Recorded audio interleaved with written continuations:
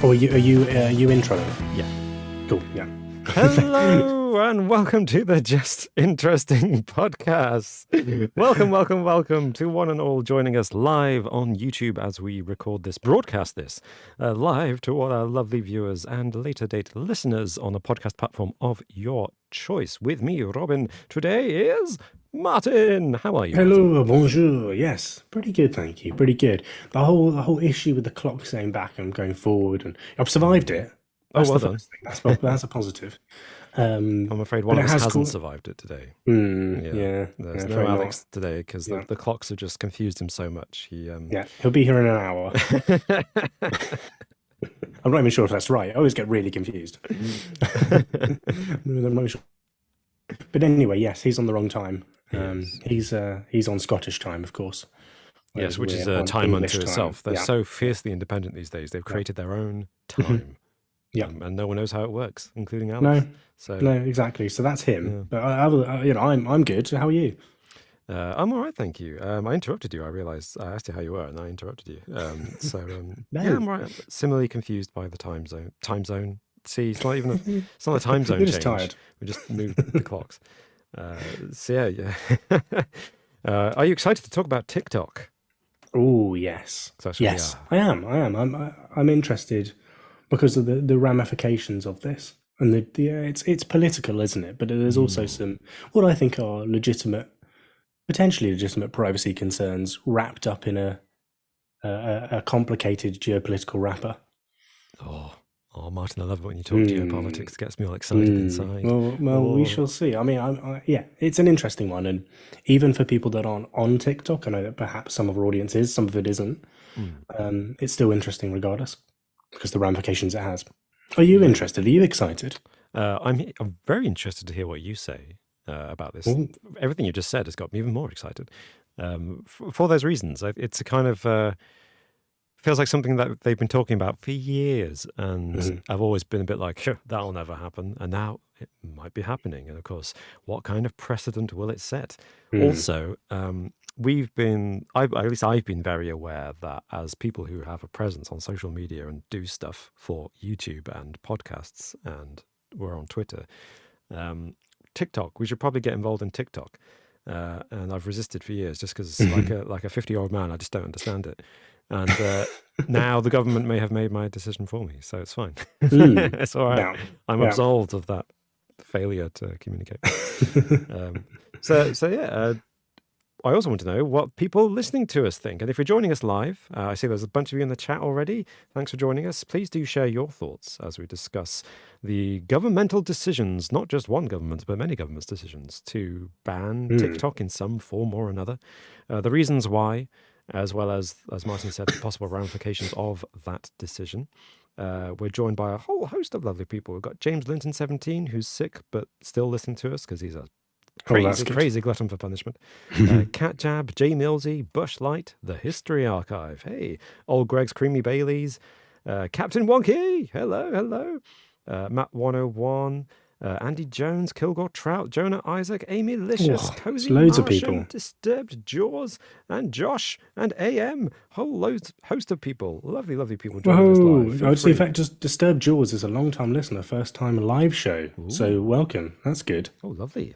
Well, I like it when we get newcomers to the live show. It gives me hope that people will watch this. And what? Before we get into the main topic, of course, we shall be revealing things that we've learned this week. And I've got a riddle for everybody. Because goodness, it's not another old-fashioned 13th century old Welsh riddle, is it? Well, Martin, I'm currently holding up a book that has Anglo-Saxon riddles written on the front of it. I've got a whole book, Martin. I'm going to keep using it as soon as I get the chance. I've got them. Okay. So, do you want to hear a riddle? Go on. Yeah. Fine. This is Riddle 33, translated by John Porter. So don't blame me for the language. Here comes the riddle, everyone. Okay. It's a long one. It's a head scratcher. Oh goodness. So, okay. Think about it. She came sailing weirdly through the waves, shouted in splendor from ship to shore, booming loudly, her laughter terrible, awesome on earth, edges like swords. She was savage with hate, slow to strike, bloody in battle, battered ships' ribs, ravaged harshly. She spoke in spells about her own spawning. And she said, "My mother is a maiden of purest descent. She is my daughter, swollen with growth, greeted by folk where she falls on fields of earth, blessing the lands where men live." What am I? What am I? What am I? Yeah, that's at the end. What am I? Something very, very poetic, but I of course, have no idea. But I'll have a think about it. There's a lot going on there, as you say. There is a lot going on there. Well, it's funny you say poetic. These are actually poems. So Anglo-Saxon riddles were written in poetic form, which is why there's lots of flowery language and alliteration, because that's how Anglo-Saxons like their poetry. I could read the Old English to you as well, if you like, but I'll just read the modern English to you again, so especially for people listening, so they can think about it, and I'll reveal the answer at the end of the episode. So the riddle is: she came sailing weirdly through the waves, shouted in splendor from ship to shore, booming loudly, her laughter terrible, awesome on earth, edges like swords. She was savage with hate, slow to strike, bloody in battle, battered ships' ribs. She spoke in spells about her own spawning. She said, "My mother is a maiden of purest descent. She is my daughter, swollen with growth, greeted by folk where she falls on fields of earth, blessing the lands where men live. What am I?" So it's one of those riddles where once you know the answer, it makes a lot more sense. So I promise, hopefully the answer will be satisfying. Give me something really. Is it something very simple? Relatively. Like it's specific, but it's something that everyone will know about. Yeah. Yeah. Okay. Okay. Maybe we can have one at the end. At the end, or now, if you like.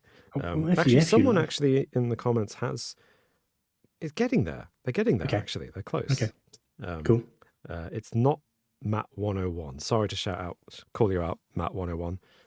But it is not Delia Smith. Oh, it's a shame, isn't it? It's a shame. Before I ask you what you learned this week, Martin, I just want to say a quick thank you to all of our wonderful Patreon supporters and YouTube members, without whose support we couldn't keep doing this, and it's just wonderful. And the kind of support you give us not only keeps us going, but also allows us to do special videos like our recent trip to York and our video about Dick Turpin, and our upcoming video on a topic that shall be revealed when the video goes up, as well as my trip to Whitby last year, and who knows, maybe we'll do something else in the near future. No, and thank you very much. And also, these microphones that we have in front of us. Oh yeah, that's true actually. Which hopefully provide at least a slightly better audio experience, at least on your part, because you know how to use it properly, Robin. Oh, you sound lovely, Martin. You sound fantastic. Oh, well, thank you. Yeah. I mean, but you're right. Anyone who's listened to us for a long time will know that if you go back to the first dozen or so episodes, no, the sound is not great. And thanks to our lovely Patreon supporters, we have these sexy microphones that help us, as well as some of the software that allows us to do all this stuff. So thank you so much. And in particular, I want to say thank you to Rashad Najjar, Caleb Wilkerson, Kurt Jones, Nemo, John Baker, Janie, Jarax Nida, Henny Ruffle, the Super Show podcast, great gaming podcast, check them out if you haven't already, Nicholas Dill, Emmett Tapia, Hey Swanboat, Ahmad, Peaswad, Josh Chomatek, A Filthy Casual, Simon Workman, and Sir Christopher McCrate, and Captain Wonky. So thank you all of you, all of our Patreon supporters and YouTube members, for all your support, and you shall be getting access to the next a little more interesting, a Patreon and YouTube member exclusive little video where we talk about whatever we feel like talking about, the stuff that we don't feel like can go on to the YouTube or the podcast, but would make it hopefully an interesting thing, a discussion for everyone who supports us, as well as other behind-the-scenes tidbits and access to our Discord server. So... Well, the last one we've uploaded was a Would You Rather.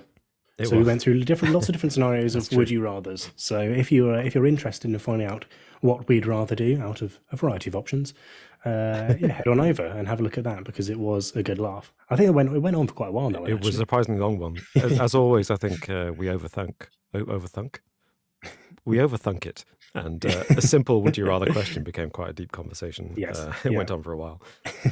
Anywho... Martinos, what did you learn this week? I learned a little bit about Hitler, which probably will mean that this video is now demonetized. But hey, I did. I learned it, so I'm going to say it. And I learned a little bit about Hitler's father, who was called Alois. I think it's Alois or Alois, Alois. So Alois. Oh, or Alois, maybe? Alois, I think that's Alois, a name. Alois, Yeah. Alois. Good. And he was born in 1837, and because he was an illegitimate child, he took his mother's maiden name, which was Schickelgruber. Schickelgruber. Yeah, Schickelgruber. What does that mean? Well, I'm not quite sure what it means. Any German Okay. speakers out there, do let us know. Smith. But by the late 19th century, or mid to late 19th century, 1870s, he had worked out what his family name was, and he claimed it. And of course, that name was Hitler. So, if his father had never found out what that name was, or had never known who his father was, we wouldn't be. The Germans in the 1930s and 40s wouldn't be saying Heil Hitler. They'd be saying Heil Stickelgruber, which doesn't quite have the same ring to it. I wonder if he would have been anywhere near as popular if he was called Adolf Stickelgruber. Yeah, that's an interesting question because not to sound too pro-Nazi, but Heil Hitler is catchy, you know. Not to sound too pro-Nazi. I'm not at all well, pro-Nazi, but so the whole, and even the name Adolf Hitler, it's one of those things, chicken and egg things. You know, certain people are very famous and have very famous names, and you think, is the name kind of iconic because the person is famous? Like Winston Churchill, unforgettable name. But is it just because he was famous, or did his name help him become more memorable, as opposed to, you know, my name's Joe Smith? And Adolf Schickelgruber, would he have been taken as seriously, that name? Exactly. Would there have been something else to introduce him to I don't know, what's the word? Commemorate him amongst his supporters? Yeah, interesting. Talking of Churchill, I went to Chartwell yesterday. Oh yeah, Churchill's family home where he lived throughout most of his life. Is it nice? Well, of course, it's very nice. He came from a very, very well-to-do background. It's lovely. Yeah, big old house, nice gardens. Good cup of tea they do there too. So there we go. Do you have his personal effects on display? Yes, plenty of them. And in fact, Churchill wanted, during his later life, he wanted to turn some of the rooms at the house into a museum himself. And then the National Trust bought it in I think post Second World War, banded together with some of his friends and purchased it. And then, of course, now there is a few rooms that are dedicated to his memorabilia. But a lot of the house is still the same as it was in the 1940s and 50s when he lived there. Huh. And earlier in his life. But yeah, no, really interesting. Yeah, I had to go. Worth a visit. And it's very close to me, so it's good. Don't tell everyone where you live, Martin. Oh, well, so within a driving radius that's not ridiculous. Let's just say that. Okay. Smooth. Good recovery. I like nice, thanks. I don't think we'll be able to pinpoint me. What did you learn this week, Robbie? What did I learn this week? It was not as interesting as Adolf Hitler's real name. It was about pianos. So I learned that your standard concert grand piano is around 9 feet long and has 88 keys. But I learned this week that in 2009, a New Zealand piano builder called Adrian Alexander Mann built the world's longest piano. Oh, goodness. It's 18 feet and 9 inches long. So just over twice the length of a normal grand piano. And it weighs over a ton. What? Yeah. What? Your piano still better have wheels. I don't know if he built it with wheels. It's a good question. I hope he did. To get that far, your wingspan is not big enough, is it? You physically can't. A part of me thinks, what's the point? It's a good question. It is literally, I think his motivation was he wanted to know how long he could build a piano. He could make it, yeah. Does it just get much, much lower? Like, at one end and much higher at the other? You mean... Is it? What do you mean? In terms of like the octaves? Kind of, yeah. So apparently the bass is really deep by grand piano standards, like really deep bass. I don't know if it sounds higher, but it definitely sounds deeper apparently. Okay, and that's why interesting. It's kind of why he built it. He said he was really interested in the bass string because Mm. he said he started building it when he was 15 years old. It took him 5 years, and he finished it when he was 20. Wow. I thought, I didn't know. That's quite amazing. Yeah. Starting to build a grand piano when you're Yeah, 15. exactly. I'm like, wow, Wow, the you gotta, skill for that. got to have Yeah. inherited some knowledge there, or maybe Oh, just studied yeah, online. yeah. I don't know. That's just, but yeah, Yeah, you got to have some kind of piano building background from like your parents, I or would assume so. Yeah. yeah. Wow, Unless it's one that's incredible. Yeah, good on him. It's called the Alexander piano, and it's famous. Although it's not the biggest piano that was ever built. The biggest piano is in the Guinness Book of World Records, and that was built in 2013. And that is like bigger in every dimension. In fact, you have to stand up to reach the keys. It's so tall. I mean, that sounds completely pointless. Yeah. That's just literally made for the Guinness Book of World Records. 100%, yeah. That's the only reason they did that. I mean, it's got to happen, right? At some point, as the years go by with the Guinness World Records, more and more people will be like, I want to get in the Guinness Book of World Records, so I'm going to have to do something crazy to get in. Yes. Something unprecedented. The world's largest sock serves no practical purpose, but it's the world's largest sock. Yeah, I mean, something that you want, something that is like that. It's. I mean, of course, with creating a grand piano, it takes a lot of time and effort. But some things you just wouldn't ever be able to do. Like if someone said, "Oh yeah, you've got to break the Guinness World Record for the number of plates spinning," I bet someone's done like, I don't know, 30, and I'm never going to be able to do that. Like, it's just not going to happen. Yeah. Whereas building something big, that sounds achievable if you just, the dimensions just have to be right. Because and it's acquired knowledge. You just build each part correctly, and it fits together. It's fine. Whereas, like I say, plate spinning is an actual skill you have to develop over time. Yeah. Madness. Was it us? Were we talking about the history of pianos and certain concert pianists having their pianos built smaller because they had smaller hands? I don't remember that. Okay, I think I might be speaking. Actually, I think it might have been with my mum. She's a piano teacher, by the way. Oh, really? Okay. Yeah, and in the past, some male pianists have had slightly smaller pianos built because of their, the hands not being as big, to make it easier for them to play. They can't reach certain keys if they don't have pianists. Well, perhaps female pianists too, but the thing is, with the male ones, it was very much kind of hush and hidden because they didn't want other people to know that they were actually playing on a smaller piano because of the, I don't know whether that would have some kind of stigma attached to it of not doing it properly, or I can imagine. Yeah. So that's actually a thing. Too small, Donald. Yeah. Yeah, exactly. Well, see, because I've always thought, one of the amazing things about pianists is watching them play and seeing how wide their hand span is and how far they can reach with their little finger whilst their thumb is holding a key down. Yeah, and I know, it's crazy. I don't have very dexterous hands, so I've always thought I will never be able to learn to play the piano very well because I just can't stretch my fingers wide enough. So I can understand why they might want a smaller piano. Yeah, I get that.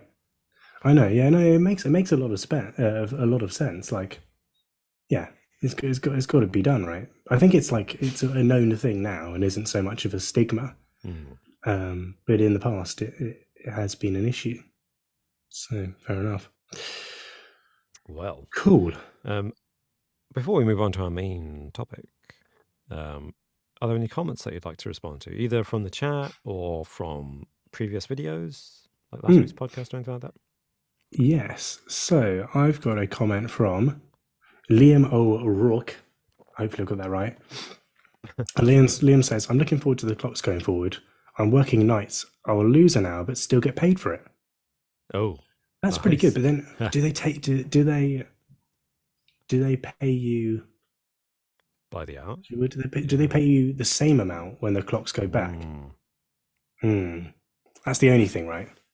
Do you work an extra hour, but get paid the same? Does it even itself out? That's what I want to know, Liam. Because otherwise, this is great now for the next payday, but then you might be missing out on an hour when it comes to true. When you get the extra whenever hour it is back in winter time. Exactly. Yeah, you've got to make sure it's it's an actual company benefit as opposed to them screwing you over here, Liam. So be careful. Well, I hope you got paid, Liam. and I'm glad you are looking forward to the clocks going forward, because I was not. I was very. I was actually not so badly affected this year, but I just feel knackered. All that's happened is I lost an hour of sleep. I just feel knackered. Eventually, I'll catch up on sleep and feel all right. I mean, one of the things about having kids, Robin, is that it doesn't matter. It doesn't make any difference. Kids will wake up at the same time, regardless of when the clocks go forward or back. Just like, well, it just feels a bit earlier. The clock says something different, but actually, I'm up at the same time. It doesn't make any difference. Yeah. I just might either miss something or have to wake the child up and then get a grumpy kid. Yeah, it's like cattle. They wake up at the same time, regardless. Yeah, exactly. Yeah. You see, for me, it wasn't waking up. I woke up. It wasn't waking up earlier that did it for me. It was going to bed later. So it's never the morning of the clock change that gets me. Although it feels fresher because you're waking up an hour earlier. It was the going to bed, and I was like, the clock says it's 10 o'clock, but I feel really fine and awake. So I'm going to stay up for a bit because I can't sleep, because it's actually 9 o'clock in my head, right? Yeah. So then I stay up till later, but still have to wake up the next morning, and that's where I lose the hour of sleep. It's not on the Sunday night; it's on the Monday morning that I lose my sleep, and that's when I feel crap. I mean, how long has it been now since the clock's changed? It's only been 24 hours. Well, nearly 48 hours. Nearly 48. Okay, yeah. It takes a little bit of settling into, but I think hopefully by tomorrow you'll be back up and running. I'll have a good night's sleep after this, I'm sure. Good stuff. Swig of alcohol. Never mind. So notoriously good for sleep. Hopefully. I think wine's better for sleep than beer, but we'll find out. On the same podcast episode, last week's about the clocks changing and how daylight savings time can kill you. Amy Licious commented saying, Robin, in my second year house at uni, we were visited by slugs every night. Oh, no. We learned very quickly not to walk around without socks. Oh, that's horrible. It's a sickening. Oh, that's really horrible. What was the context of that one? I did listen to the episode, but I think I missed that bit. That's right. I was talking about a frog that lived in my house, in the basement of my house in uni. Yeah. My third year, and used to come out at night. And no. I was always very careful where I stepped at night because it was very dark. It was a very dark frog. So yeah, slugs is worse than a frog. Absolutely. Slugs in your house. Oh no. Yuck. That's horrible. How do they? So was it damp? Was it damp in the house? Yeah. If it's an old Victorian house or Edwardian house, they'll be damp, even with brickwork, and the slugs will get in from the garden, and they just do those old houses. Oh, that's disgusting. Yeah. That's really horrible. Hopefully, Amy, you're in a slug-free abode now. Don't have to deal with that. That's disgusting. These slugs don't. Slugs are gross, especially if you tread on them, and they leave those slime trails everywhere, which is not nice. But they're not the worst of the worst. It's not like silverfish, which really creep me out. Oh yeah, their slithery ways, and they poo all over everything, and then you eat it. At least they're slow as well. It's not like something's moving fast. Yeah, you can catch it's like a rodent or a spider that moves quick. Yeah. Oh man. Yeah. But still, a recurring slug problem. That is pretty bad. That's quite disgusting. I used to have to walk home along the river from work, and one year the river was really high because it'd been raining really heavily, and the river was high for weeks, and all the rats that live on the river banks decided the river was too high, and I guess they were like, we're not going home anytime soon. So there are these walls, and on the walls there are along the river there are these bushes. And the bushes come up to about my eye line.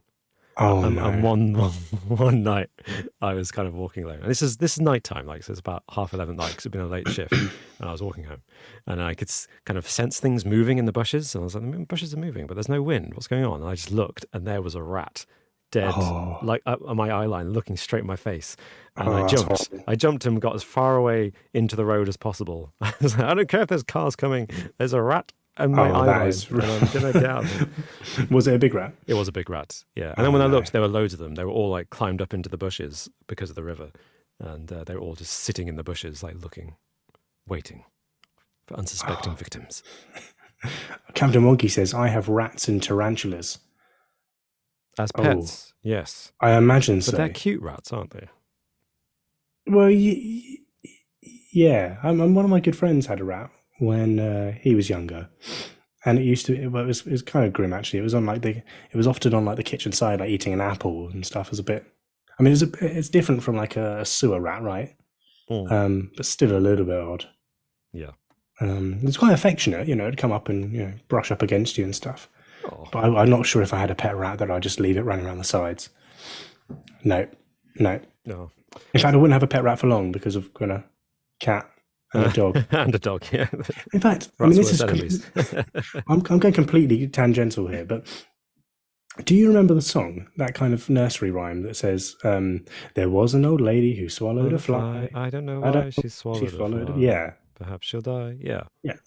It's a pretty horrible song, isn't it? Horrible song, yeah. I was thinking about this earlier, and what'd she swallow? A bird? She swallows a spider to get the fly, and then a bird to catch the spider, and then a cat to catch the bird. And a dog and then a horse, and then she's dead, of course. Oh yeah, that's how it ends. Yeah, that's what ends. It's like, man, they used to sing that like nursery. Yeah. A woman who eats a whole load of animals live, and then dies at the end. So yeah, I had a cassette recording of it. It's like really horrible, warm voice old man singing that song. Yeah. Perhaps she'll die. Really, really, really dark. Yeah. Samantha Warren, 1994. Sorry. Oh, yeah, sorry, Samantha Warren, yes. I was just saying, I didn't mean to interrupt. I was saying Samantha Warren, 1994, has commented saying, we have a slug problem at my house. It's a wooden house from the 1930s. So, not that old, really, in the scheme of things. But the wood maybe brings them in. Nearly 100 years old, that house. How old does a house have to be before it counts as old, I wonder? I don't know. Let me know in the chat what you think. How old's yours? Is yours a fairly new house or older house? I live in a 1960s flat. So, actually, in late 60s, like 69, I think it came out. Nice. Okay. So yeah, very modern. How's yours? Because yours is a bit on the older side. 1860s. Oh my goodness. 1860, I think. Yeah. Wow, that's lovely. So a little bit. I've still got the deed. I'll tell you about this. When we moved in, the original 1860. The original deed with the quill, and it's really long. It's like 3-4 foot long because, of course, they just wrote across the whole of the paper. It's just amazing. Like this whole huge document. It's like 3 foot, a couple of foot. But it's the original one. It was just in a drawer. Yeah. Wow. So that's pretty old piece. Yeah. I was about to say that's a really interesting historical document, but I guess you don't come across many of those because you can't sell a deed to a house as a museum artifact, can you? Unless the house has been demolished, I guess. No. So you wouldn't have thought so. You kind of need to keep it. So it's interesting going through all the different people that have lived, because there's the deeds, the original deed, and then there's, of course, the transfer of ownership. And I've got all of those, so it goes all the way back from 1860 with the person who actually built it originally. He lived here. That's fantastic. And then, of course, various other people throughout the years. So there's a whole documented history of everyone that's lived here. Are there any funny names in the history of people who lived there? I don't think there's anything crazy that I particularly laughed at. But there's some old-fashioned names, but I can't remember. After maybe for a little more interesting, I'll get the deed out and read over it. Absolutely, let's do that. We can have a look, see if there's anything fun in it. Yeah. Oh, that's a guaranteed promise. There you go. All of our Patreon supporters and YouTube members can look forward to us. If a deed for a random house in the UK doesn't get you interested, I don't know what will. Could be interesting. Well, shall we talk about TikTok? TikTok. Yes, let's.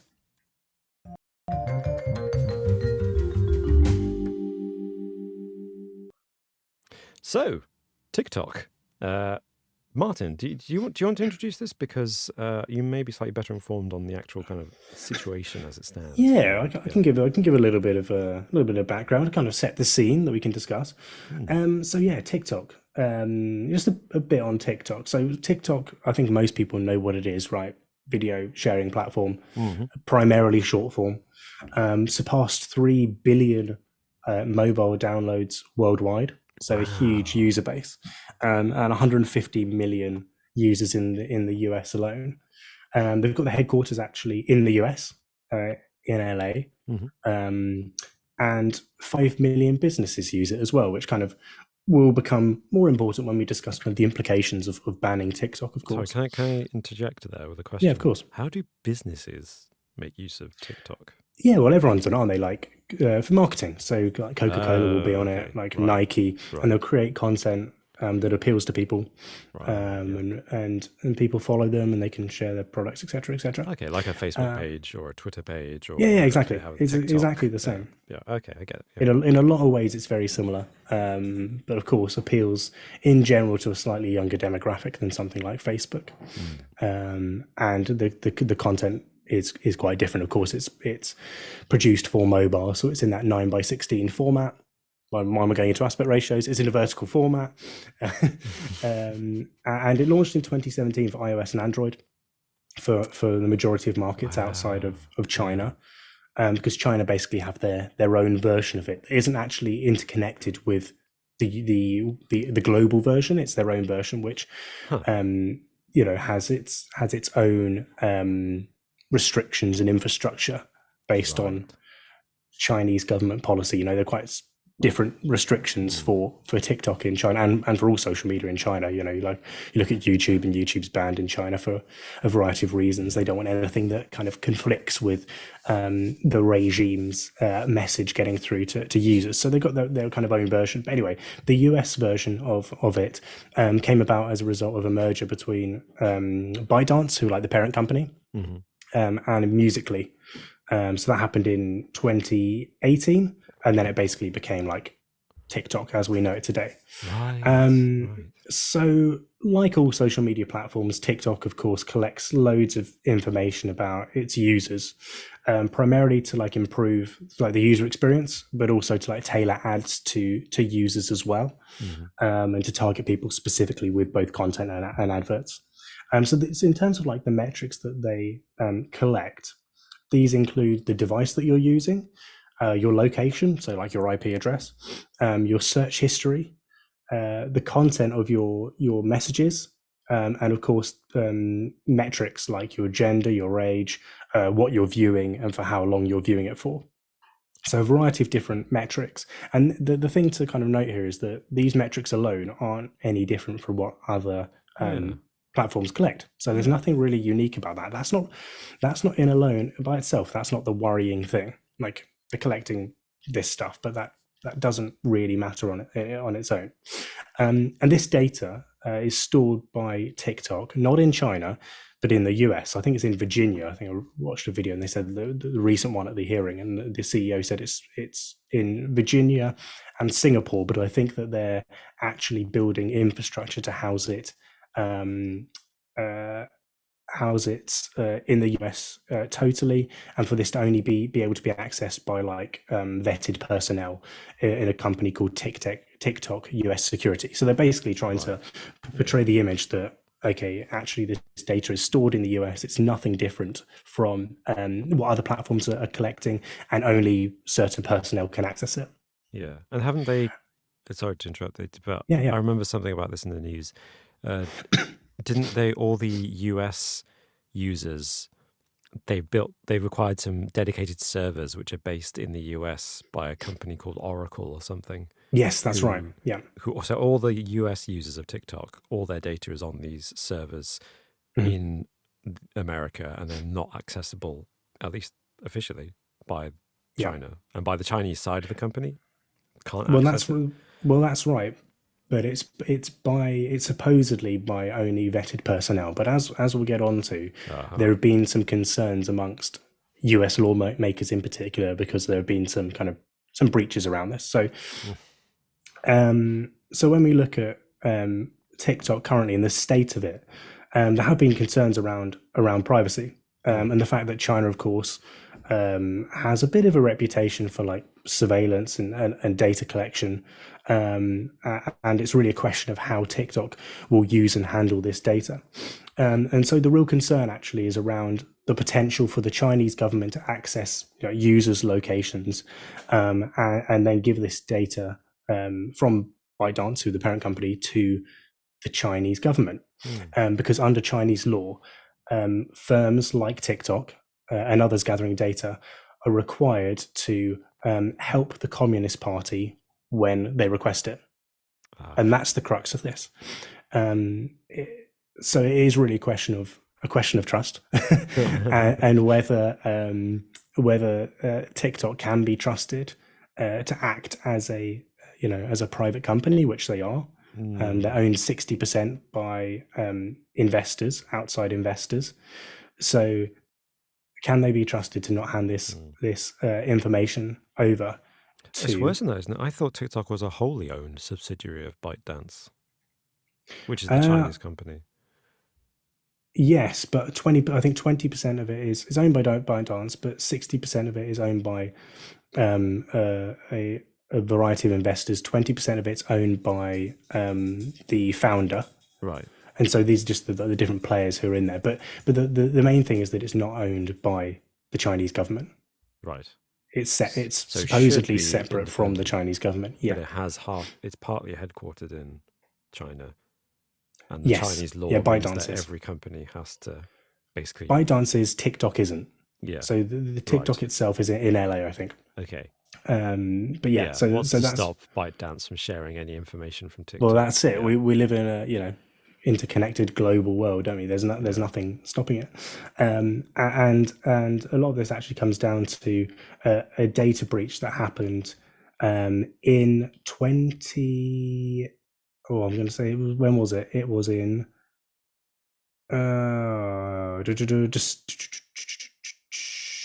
it was in December last year when it was revealed. That was it. December last year it was revealed that employees had used TikTok to track the location of critical journalists. That was it. So journalists who are critical of the way in which TikTok gathers information, their IP addresses were tracked using TikTok. Yeah. So they'd use this information, and these were employees both in the US and China. Yeah. And as a result, 4 employees were let go. They were fired from accessing this information. But yeah, it just shows that, ultimately, TikTok and other companies like this, even if they have vetted access, right, they have restrictions in place to not allow everyone to just access this information. It relies on there being good actors, right? Yeah. And so if you're in a situation where all it would take is someone who wants to provide information to the Chinese government to act as a bad actor, become employed by TikTok and become vetted to actually transfer some of this information back to the Chinese government. And the real concern about the Chinese government having this information is, of course, around privacy, and in particular around people who are in positions of authority and power, so like governmental positions. So in the US, in most of the European Union, in the UK, there has been a ban in like government offices and on official devices of the government, the property of the government, that TikTok is not allowed. So in Whitehall, for instance, they might even... Sorry. No, go for it. I was listening to an interview actually with a British politician the other day, and I think he said that they've banned MPs, members of Parliament, from having TikTok on their personal phones as well. Yes. Or they want to, at least. Official phones and personal phones, because obviously MPs are idiots and they take their personal phones with them everywhere they go, even if they're not using it for official business. And as you just said, like if it's IP addresses and stuff like that they're using, then banning it from your work phone when you've got it on your personal phone at the same time when you're a government exactly. It's kind of dumb. So there are calls for these kind of bans on government devices, on personal devices, but also a wider ban. And this is a question of, is this a geopolitical issue? Is this actually a security concern, or is this more of a geopolitical issue where you're looking at, not wanting China to have any kind of influence over something that, of course, is so, it seems so pivotal to a younger generation, both in the US and the UK, right? It's how a lot of people communicate, is that their primary form of communication and knowledge gathering. And so it's a question of, would the Chinese government, would they be able to implement some kind of soft power over the way in which those in the West, especially young people, think by vetting what they see on TikTok? Yeah. And so that's a really, really big question. Do you think they will do that, though? Do you think that's likely? Well, I mean, you just have to look at kind of what happened with Facebook and the Russian meddling in elections. Some of it was definitely more pronounced, but a lot of it was that kind of soft power. It was, okay, not only what do we show people, but what do we not show people in terms of recommending certain types of content. If they have the ability to vet certain types of content and not push it out to certain users, well, wasn't that done just by working through Facebook's established advertising system? Yes. They didn't do anything special there. They didn't hack Facebook or anything. They just paid for Facebook services in a targeted way. Yeah. Yeah. Yeah, exactly. So in theory, there wouldn't be anything stopping. Yeah, if TikTok is completely controlled by the Chinese government, in theory, they could do so much worse than Russia achieved through Facebook. And 2016 was a good year for Russia. With Trump and Brexit, it was a pretty good year for Russia. It was. Oh, man. Yeah. But, and so currently, there are a few countries that have actually banned TikTok outright, like for public use. So India is one of them. And this was over privacy concerns following, there's like that issue over the military borders. And there was a little bit of action back in 2020 between India and Russia. So after that, due to security concerns, they just banned it outright. And then Pakistan and Afghanistan have banned it for other reasons. That was over like there being vulgar content and people potentially being able to access like porn on it and stuff. So different reasons for the ban, but there are certain countries that have already banned TikTok. And then of course in 2020, the government under the Trump regime started to look at ways in which they could ban TikTok over this. And so he signed an executive order, Trump did, that basically would have banned TikTok in the US. But this was overturned, and it was kind of shelved when Biden came in. So Biden came in, of course, in 2021, revoked this executive order, and issued a new executive order that basically said to the Commerce Department to basically conduct an investigation into the way in which TikTok collects data and the practices they use, and just to see whether it's a national security threat. So that's basically what's happening now in Congress. That's why this has happened. We're a couple of years on almost, but that's what's happening now. So this is this investigation into what's happened. So over the last week in Congress, lawmakers have basically grilled the CEO of the company, Shu Zhi-Chu, and are actually set on restricting the platform.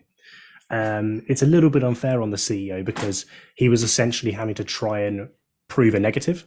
So they were saying, they were asking him, of course he's going to say, TikTok doesn't spy on its users, but they were saying prove that TikTok doesn't spy on its users, and that's almost an impossible question, right? You can't prove a negative.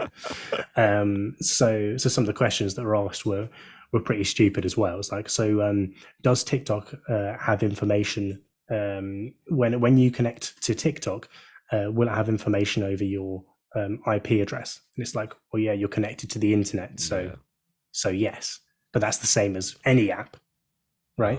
Any app that connects to the internet, and it's so they're able to know your IP address, and it's things like that where it's almost faux gotcha moments. And I know there have been a lot of memes online about these lawmakers asking like real like boomer questions, right? Because they just don't know what's going on. It's like those Zuckerberg hearings a few years ago. Some exactly. Of the questions are just like, welcome to the internet. Yes.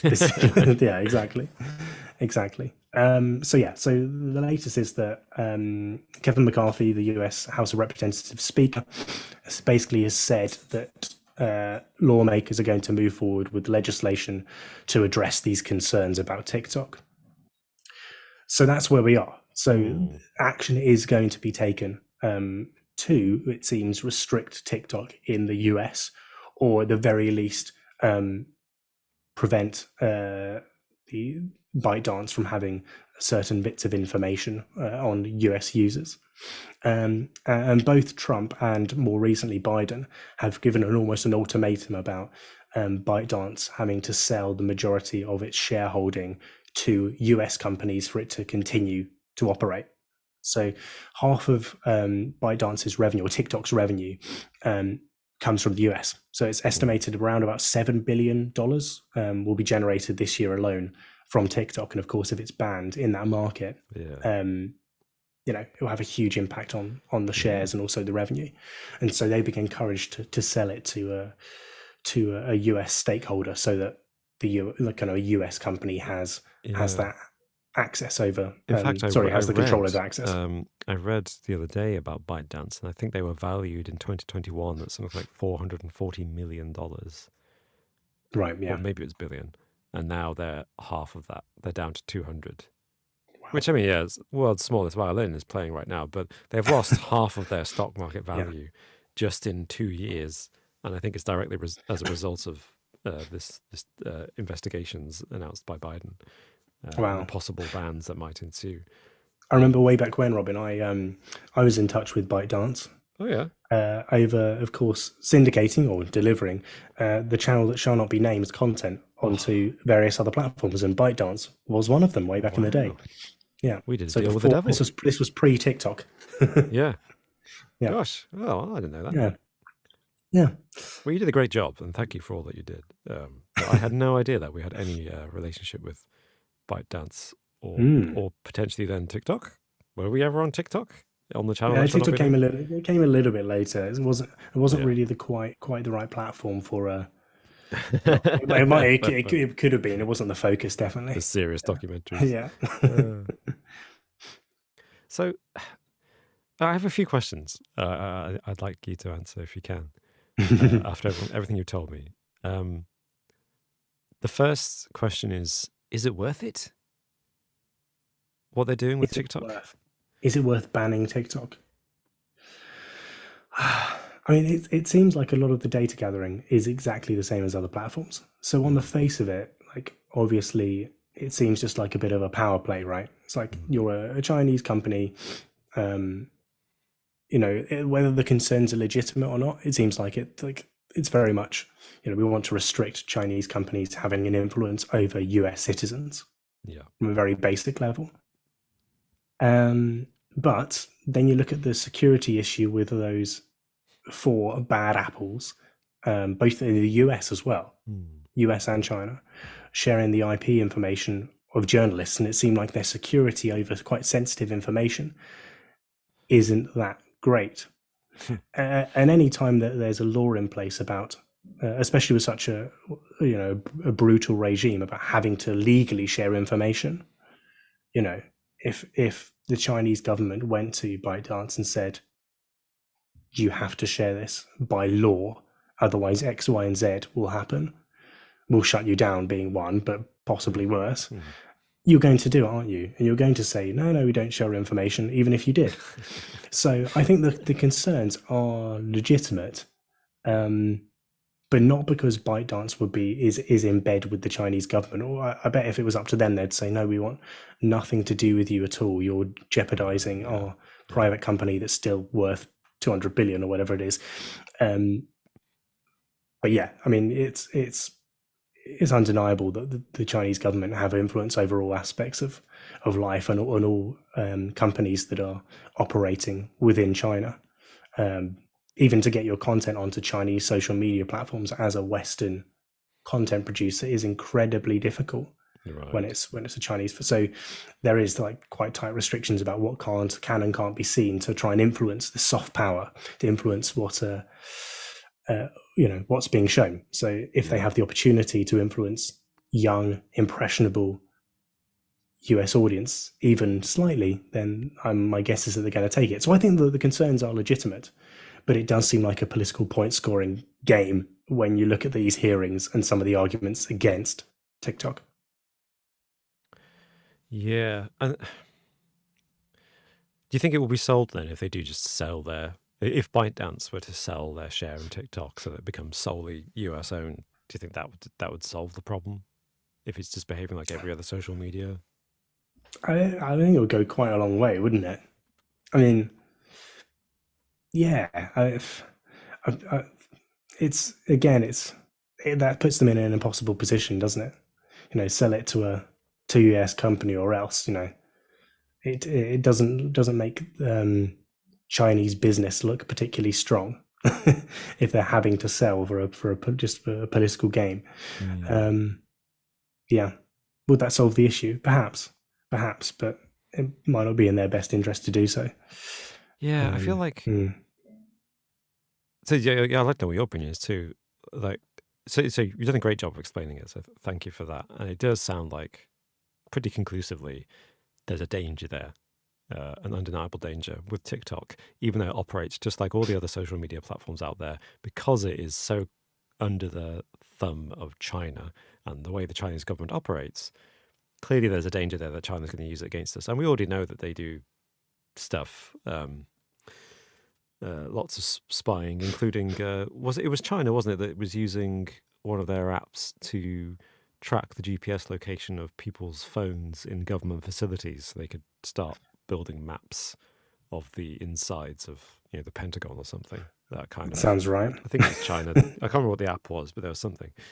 Could have been Pokemon Go, actually. I know that's obviously Nintendo, not China, but you know what I mean. But there's still the danger with Facebook. As far as I'm aware, Facebook's done bugger all to prevent Russia from influencing future elections. They've been called out on it, and they've been interviewed by Congress, and they've been exposed for what they've done. But I don't think Facebook has implemented anything particularly meaningful to prevent that from happening again.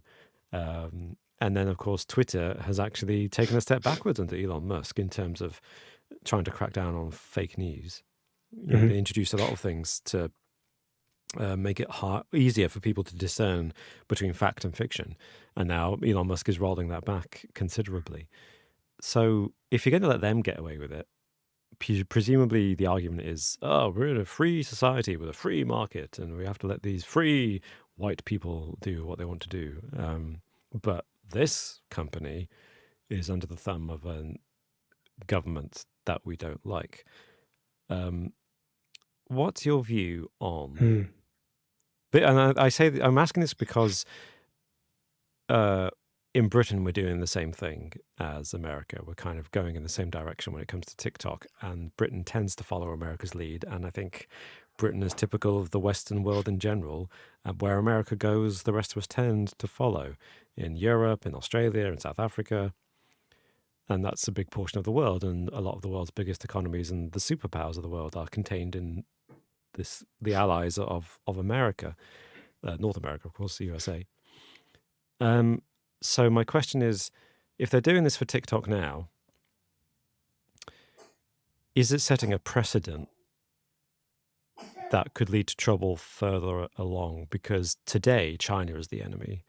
What if tomorrow Macron pisses off Biden, and Biden's like, France is the enemy, and a load of social media based in France suddenly is getting banned and cracked down? You know what I'm saying? Obviously, I'm exaggerating, I'm making a joke, but we've just had a US president who is prone to whimsy and doing his own thing. And it's a very good point. Or rather doing things that whoever had his ear at that time would encourage him to do.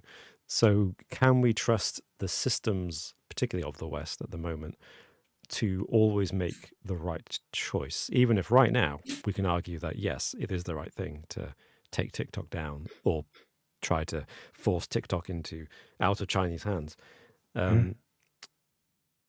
Is it worth doing it anyway because of the precedent it sets for the future? I think that's an incredibly good point, because you look at someone like Musk, who, by all accounts, he would say that he's not left wing or right wing or right. That's what he says. But by all accounts, he's definitely shifting increasingly further to the right and criticizing at least, leftist policies. Yeah. So you look at someone like Biden, who could conceivably turn around and say, right, actually what Elon Musk is doing here is perpetuating right-wing false news, and so we should actually have a vote on what we do next with Twitter. It does set a precedent, doesn't it? It's not as simple as China bad, therefore ban. It all depends on your thoughts and feelings of the actor in play, and the question is, should it? I mean, I think it goes without saying that using someone's IP address to track them down and threaten them, as they seemingly did with these journalists, is not a good thing, regardless of who the regime is or who the actor is. But yes, what is the next step? If there's a new social media platform where the creator is pro transgender rights, which is a big issue in America at the moment, does that mean that moving forwards they would have to be concerned that they could be taken down if they even state their own political opinion? So, good question. I don't think that really answers it, but yes, it probably does set a precedent, doesn't it? And like you say, we live in a globalized world, and a supposedly free market is the ideology we want. And a big part of the free market functions, a direct result of the ideology of neoliberals, is that you get foreign ownership of domestic assets. And what's a small business, like you say, it could be a small, honest, earnest business that can't quite raise capital to sustain itself or raise revenue to sustain itself, so sells itself to a bigger company, happens to be based in a foreign country, and today they're an ally, and then tomorrow they're an enemy, and this otherwise fine company just gets caught in the crossfires of this geopolitical strain that may be temporary. Obviously, tensions with China have been building for a long time, but as you said, it's entirely down to the actors involved. Xi Jinping might eventually be replaced by somebody who is all right. I don't know. Yeah, I'm not optimistic about that, by the way. I'm just saying it's possible. And if you put the shoe on the other foot and said, okay, well, Facebook is able to track, or YouTube, for instance, are able to track data on everyone anyone that's a user, including the Chinese. But of course, China doesn't use it. But if they did, would US citizens be up in arms that you're able to track the user of Chinese users on the platform? And I'd say that most in the UK and the US would be like, well, if you're a user, then you abide by the terms of service and the policies. Therefore, your data's tracked. It's like, well, Yeah, you're right. If you reverse it, we would our governments would absolutely support whichever companies in the UK and the US were collecting data on the Chinese. Of course they would. Of course they would. And I think most people would be like, well, that's fair enough, because we're promoting, democratic. We're not good. Even if there was this soft power influence over what the Chinese were seeing on Chinese Facebook, it's it's for the best because we're promoting democracy, and the arguments can be made. I mean, I'm a hobbyist, I guess, an enthusiast of 20th century geopolitics, and it's, as much as obviously I oppose I oppose terrorism and a lot of the regimes that were set up in the Middle East. With some of them, you can understand exactly where they came from and the whole rhetoric. And I remember this very succinctly because I was, or rather distinctly, I should say, I remember being very much in the Iraq War, 2003, being introduced to the concept of America is bad. We'd rather have our dictator, Saddam Hussein. That really boggled my mind when that invasion happened, and thought, I remember asking my parents and my teachers and saying, why are the Iraqis fighting? Because Saddam Hussein's clearly a bad guy. I mean, he was in Hot Shots Part 2 as a villain. Surely they know. And then they explained to me, like, well, not all the Iraqis think he's a bad guy, and they might think he's better than America. I was like, well, what's wrong with America? And then they explained to me what America had done in the Middle East, historically, toppling regimes and grabbing oil and dodgy deals with terrorists and dictators, and obviously trying to install democracy, which obviously we think is a good thing, and I do think democracy is a good thing. But as I've got older and learned to appreciate that there are many forms of democracy, it's not as simple as that. It's not as simple as that, and you can't just force your systems and ethics onto another culture, even if it might be for the best or with the best intentions. So that's a really good point, that Xi Jinping seems to have decided that democracy doesn't work, and the best form of democracy is a dictatorship where he's in control. Obviously, he's not a good person. There's the persecution of the Uyghurs, isn't it? The Muslim community and other communities and minorities. And of course, anybody who dissents from the Communist Party is persecuted and maybe killed in many circumstances. But as far as he and his allies in the Chinese government and Chinese society are concerned, it's a relatively benevolent dictatorship, sorry. Got that wrong. Benevolent dictatorship. Because, especially from his perspective, they look back on China as it used to be when it was a really full-on dictatorship and capitalism and any kind of voting just wasn't a thing. And they probably see themselves as fairly progressive. Yeah, it's relative, isn't it? Yeah, it's all relative. I'm against them and their regime, but I do kind of think, as you just said, it's all a matter of perspective. And today we claim our form of democracy is the best thing, therefore everyone should have it. But in a few years' time, there may be something better. And if someone came along and invaded us and used soft power on social media to make us install a different system, what would we think? I imagine there'd be lots of people who genuinely would argue in favor of an alternate system that was encouraged and promoted by a foreign power on social media. But because they agree, they would be mocked and what's the word I'm looking for? Kind of by agreeing with a foreign power, they would be invalidated in the eyes of their own government. Interesting. It's a side point. I'm going on the side track. Getting a bit of a tangent here. No. So, would it be better, surely, to just rather than ban companies like TikTok, just introduce safeguards for all social media companies, so that in case Facebook, for instance, got bought by Russia in some fantasy scenario, that it wouldn't be a concern? Surely that's the better possible thing to do? Is that possible? I'm trying to think about a hypothetical in which you would be able to do that. You're always reliant on people acting in your best interests, aren't you? Your desired outcome, regardless of whether it's Mark Zuckerberg or Elon Musk or the ByteDance not handing over information to the Chinese government. Yeah. What safeguards could be in place? I mean, ByteDance, TikTok have said that they are, housing data solely in the US, that there's going to be a very restricted list of people that have access to that data.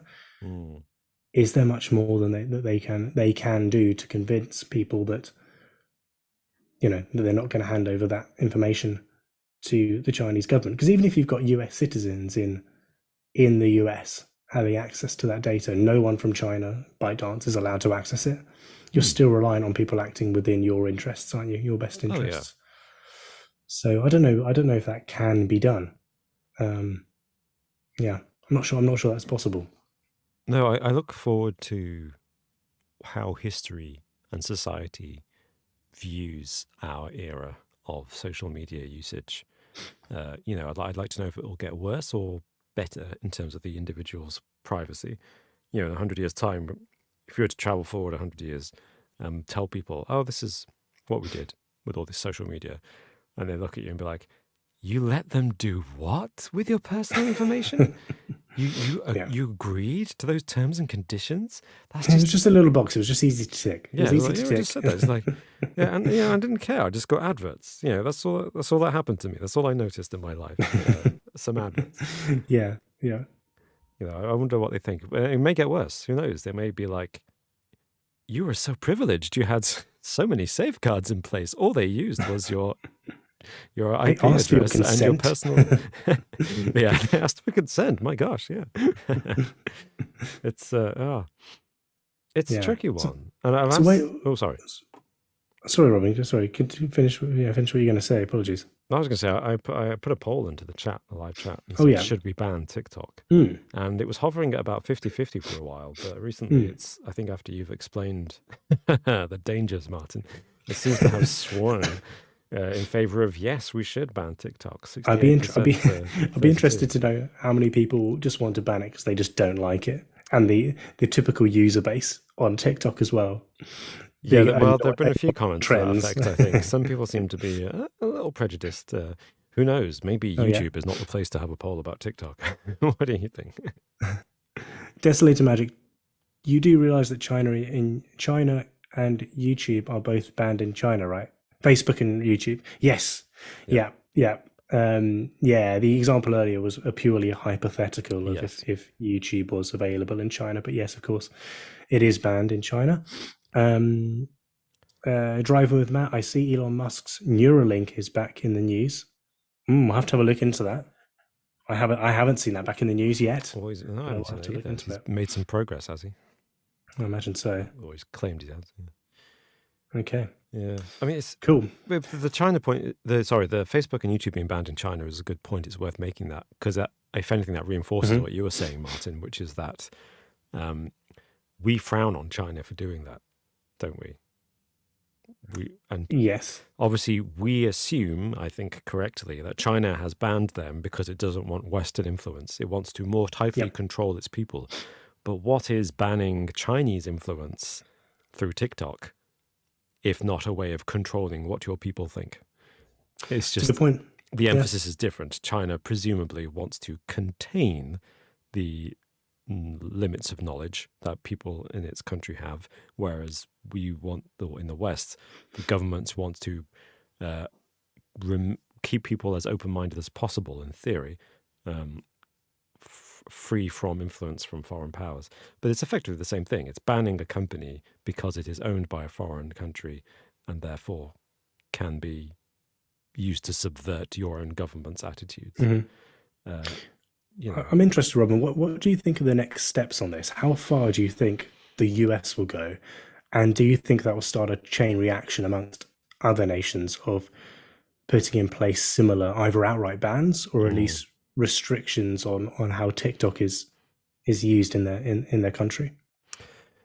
It's a good question. I can't see it going to an outright ban, just because, partly for the reasons I think we've discussed, that I think politicians will be aware of the hypocrisy of doing something like that in a supposedly free society. I think also hypocrisy's never stopped any. It's never stopped any politician. That is true. But I think TikTok's still big enough to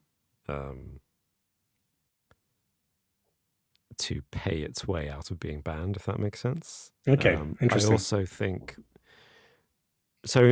As recently as 10 years ago, you may remember our last Prime Minister, but 4, David Cameron, I think. We've had that many? Maybe, 5 Prime Ministers ago. Oh, God.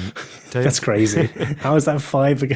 I know, mad, isn't it? Rush through them. Do you remember how cozy David Cameron was getting with China? He and our Chancellor, George Osborne, were getting Chinese investment, and Barack Obama was selling American debt to China, So 10 years ago, the UK and America were cozying up to China. And I think a lot of that there's still potential for that status quo to return, for politicians to be like, there's money in these Chinese. We will be friendly with them. I don't think, I don't know. I somehow think influence, soft power, as you call it, can be exerted over our politicians in a pro-China way. I also think, at the moment, I wouldn't be surprised if we were to learn that there's some gentle encouragement taking place from, for example, Facebook and YouTube and other social media platforms, gently encouraging members of Congress to ban TikTok on government devices and military devices and all kinds of things, because any kind of restrictions will have a damaging effect on TikTok's market value and its ability to reach customers, and therefore have a positive effect for its competitors. So I think once they've legislated to restrict usage in any way, to any extent, on TikTok, it'll have done its damage in terms of market value and competitor strength. And therefore, I imagine a lot of pressure that we haven't detected so far because it's not been in the news, but is still probably there from lobbyists working for Facebook, for YouTube, for Twitter. A lot of that pressure will ease off on politicians because they'll have done some damage to TikTok. So they won't care so much. And I think you need that kind of relentless, powerful, moneyed pressure on politicians for them to go so far as to ban a company, right? That's my personal view. What do you think? Yeah, I mean, on that point, I'm interested to know how much of this, especially amongst, dare I say it, Republican congressmen, is just purely about kind of screw China. It is literally a screw China. Like, yeah, we don't want that over here, even if it does damage to, the US economy, both in terms of companies that use TikTok for marketing, of course for people who are making their livelihoods out of TikTok and other social media platforms, which it seems to be ever increasing. Yeah, we haven't mentioned that, of course, only by implication. Will TikTokers who are millionaires suddenly be impoverished overnight because of TikTok ban? Yeah. Well, yeah, you need to be platform agnostic, don't you? we say whilst focusing solely on YouTube, and podcast platforms of your choice. Of course, podcast platforms of your choice. And we have a Twitch stream, which we occasionally use. Yeah, that's true. That's a good point. Just plug in here. Sorry, what was the initial question? It was what do you think? How far will it go? Yeah. How far will it go? Oh goodness, I think there will actually be more to this than just a kind of a slap on the wrist. Right. Watching the congressional debates hearings today, they absolutely tore into sometimes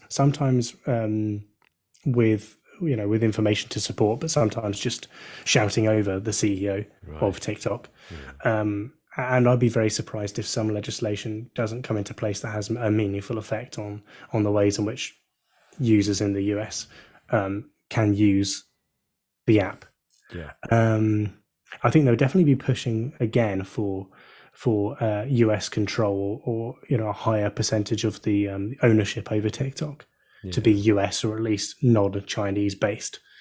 But yeah, I mean, TikTok seems like they're saying the right things insofar as where they house the data, who has access to it. But other than that, there's not much more that they can do other than saying it's not in the hands of the Chinese government.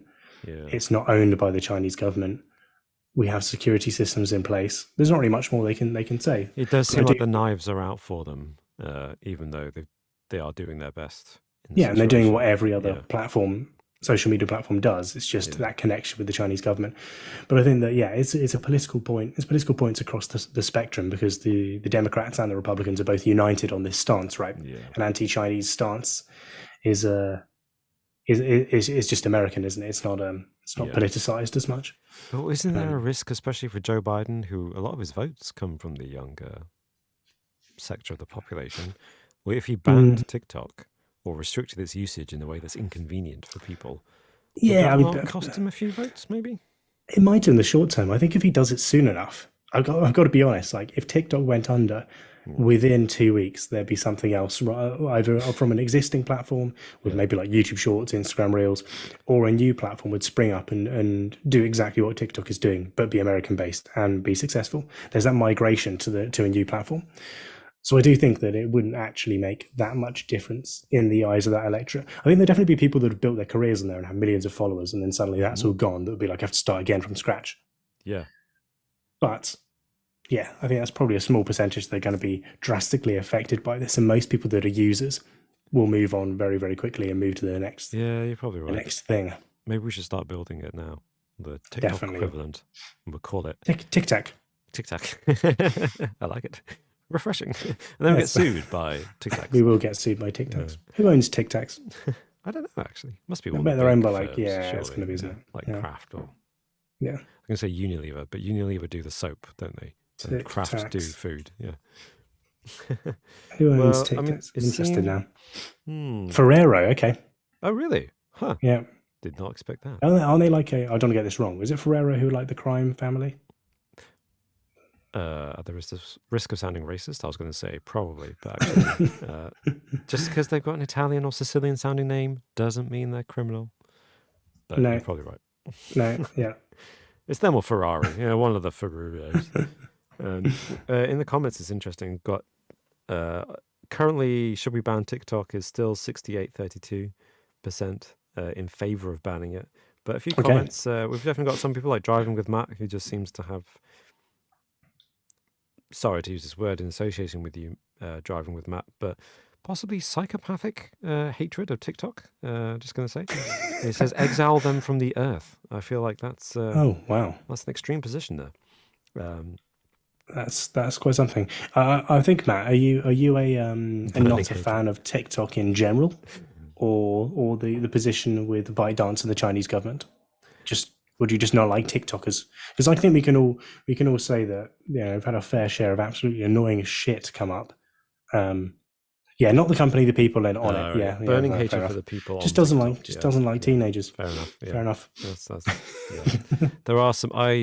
I'm only beginning in recent months to understand TikTok, so it's typically me to be late to the party and finally understand it once it gets banned. But it's kind of Jarvis Matt says I have kids who watch it. Haha! Now that would do it. The cloud lifts. We understand now. Yeah, but there are some TikTok videos that I get. I'm not on TikTok, by the way. I just some of them upload them to YouTube or on Facebook. They spread them across different platforms. And some friends of mine occasionally will share a TikTok link with me, and I'll open it and have a look at it. And sometimes it's very good. It's amusing. There are some great content creators out there. Other times I don't get it. It's like 10 seconds of someone staring at the screen, and there's a bit of text on it, and I'm like, I'm even okay with that. That, like, if it's just kind of weird or like not much effort, but people are watching it, like, okay, fair enough, like whatever. The things that get me are the fake videos that obviously fake, like, oh, I just gave this sandwich to a homeless person. Look how amazed they are, and it's like clearly that's just someone who's you've dressed someone up as a homeless person just for views. Like, that's really terrible. shitty. There's a lot of shit like that on TikTok. Like, it's like preying upon people that. That's bad. It's preying upon that kind of people not knowing better, but also preying upon kids for being gullible. And and you look at the comments, and it's all like, oh, how amazing is this? It's like, it's obviously just fake and shit. Stop it. Stop it. Stop this rubbish. I swear, like 60% of TikTok's that. It's like baiting for likes. Yeah. Yeah. Anyway, that's my rant over. No, thank you for sharing. I'm glad you know. Having said that, YouTube Shorts is clearly a TikTok competitor. It's been brought in to fill that void, isn't it? Interesting timing, that YouTube Shorts launched in the last year, and now TikTok might be getting banned, huh? Interesting, I say. What's going on there? Gonna have to get a PI to investigate. But anyway, well, thanks, Martin. Thank you so much for explaining that, because it's a surprisingly big topic, actually. It's not as simple as burn TikTok. There's nuance there. And there's some interesting ethical dilemmas, I think, introduced by this, as well as the legal side of it. Yeah, and I think once we get an update as well, we'll probably cover it in a little more interesting episode. Oh yeah, as a bit of an update on what's happened now. Absolutely, yeah. But yeah, do let us know what you think. Will TikTok have a ban, and to what extent will it be banned in the US, the UK, European Union, etc. Yeah, interested to know what people think. I don't think they're messing about with this one. No, you're right. It seems to have gone too far for them not to do anything. Yeah. Yeah, they're going to do something. Be interesting to see what they do. Yeah. Yeah. But yeah, please do let us know what you think, either in the comments right now in the live chat, or comments below the video if you're watching us on YouTube, or comments or a review on whatever podcast platform you're watching us on. Or you can tweet us at JInterestingYT, or I'm at AllTimeRobin.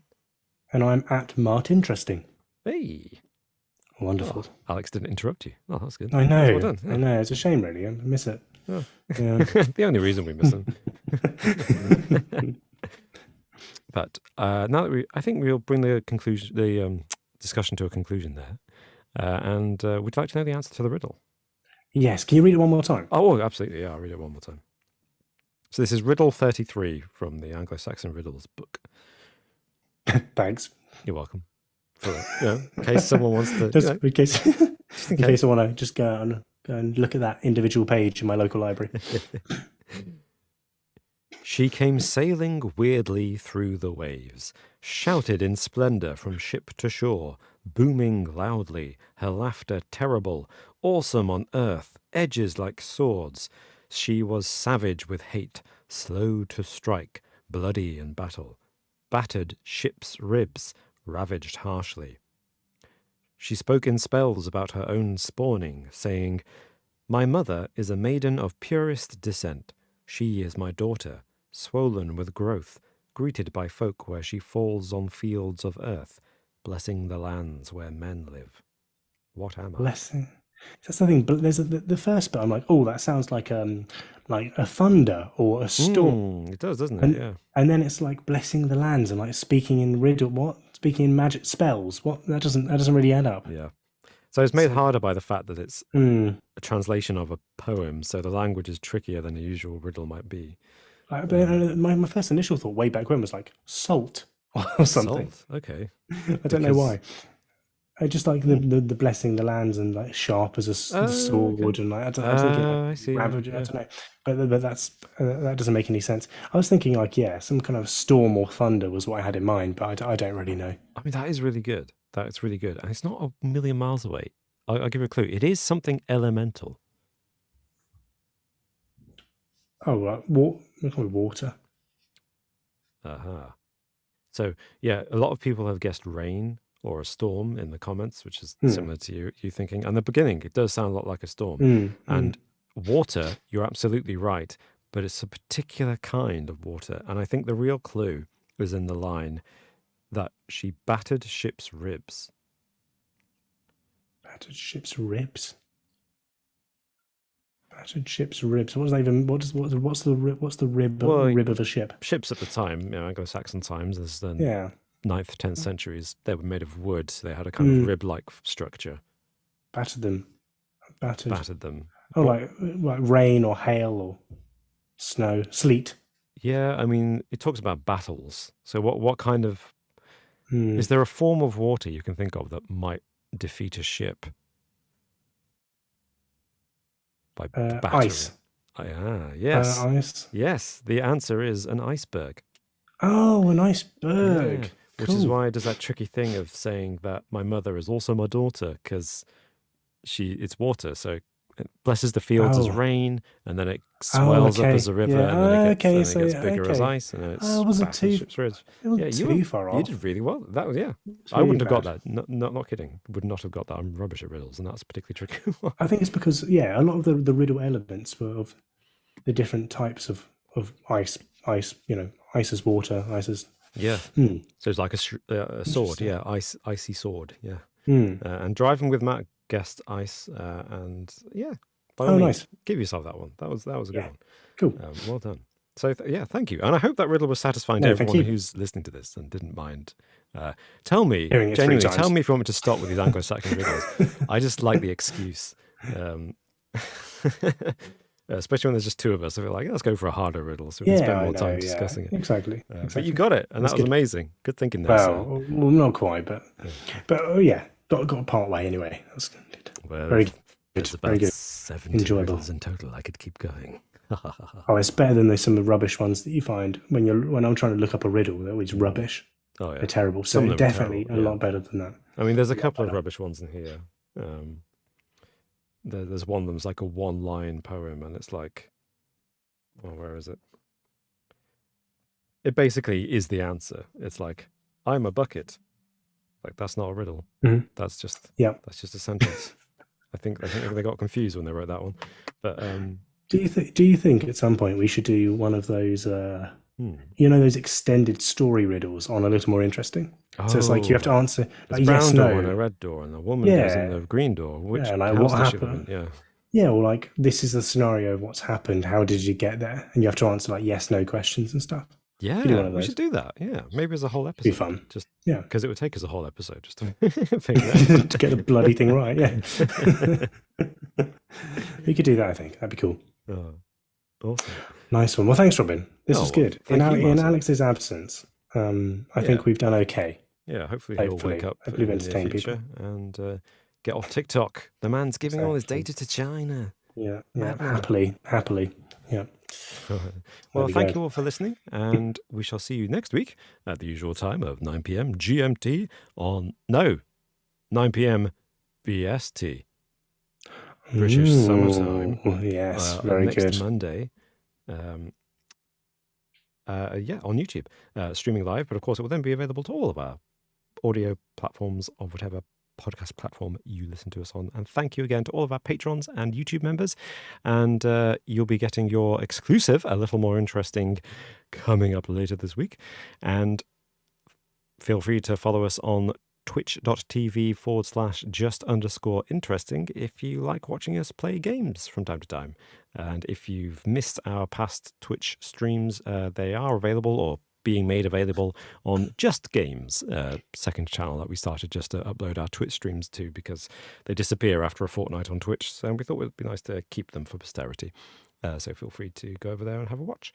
And we'll see you next time. Goodbye. Have a good week. Goodbye.